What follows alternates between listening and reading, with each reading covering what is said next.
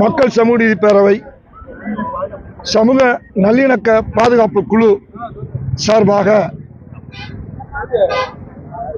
ஒரு சமூக விரோத கருத்தினை ஒரு குறிப்பிட்ட குறும்பக்கம் கொண்ட சமூகத்தை இழிவுபடுத்தி பேசியும் அதனுடைய தலைவர் பண்பாளர் ஐயா ஆர்கே மீது அவதூறு பரப்பிய திரு பரமசிவம் என்பவர் மீது நடவடிக்கை எடுக்க கோரி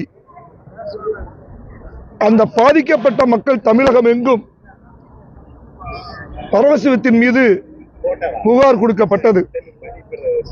அந்த புகார் 10 மாவட்டங்களுக்கு மேல் கொடுக்கப்பட்டும் அதற்குரிய அவதூறுக்கான பதிவு இறக்கம் செய்யப்பட்ட பென்டிரைவ் கொடுக்கப்பட்டும் காவல்துறை முதல் தகவல் அறிக்கை பதிவு செய்யவில்லை.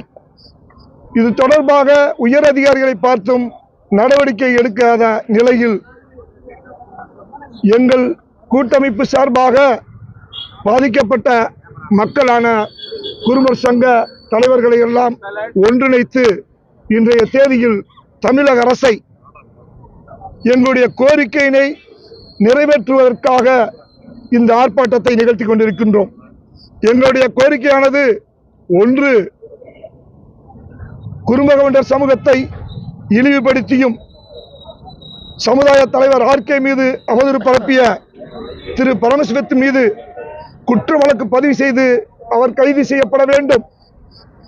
இரண்டாவது கோரிக்கை, சமூகத்தை இழிவு செய்து பொது வழியில் பேசுபவர்கள் மீது கடுமையான தண்டனை வழங்கக்கூடிய சிறப்பு சட்டத்தை தமிழக அரசு இயற்ற வேண்டும். அப்பொழுதுதான் அமைதி பூங்காவான தமிழகம் அமைதி உத்தரவாதப்படுத்தப்படும். இல்லையே சமூக ரீதியான கலவரங்கள் நிகழ வாய்ப்புள்ளது. எனவே எங்களுடைய கோரிக்கையினை இந்த ஆர்ப்பாட்டத்தின் வாயிலாக தமிழக அரசுக்கு நாங்கள் தெரிவிக்கின்றோம். இந்த கோரிக்கையினை வருகின்ற 5ஆம் தேதிக்குள் நிறைவேற்றப்படாவிட்டால் குறும்பகவுண்டர் சமூக தலைவர்களை ஆலோசித்தும் அத்தோடு சமூக நல்லிணக்கத்தின் பால் அக்கறை கொண்ட இதர சமூக தலைவர்களையும் ஒன்றிணைத்து இந்த நியாயமான மக்கள் நலன் சார்ந்த கோரிக்கையினை நிறைவேற்றுவதற்காக மாபெரும் போராட்டத்தை நிகழ்த்த இருக்கின்றோம். தமிழக அரசுக்கு இறுதியான காலக்கெடுவாக வருகிற 5/1/2026 நாங்கள் இந்த ஆர்ப்பாட்டத்தின் வழியாக காலக்கெடுவை நிர்ணயித்திருக்கிறோம்.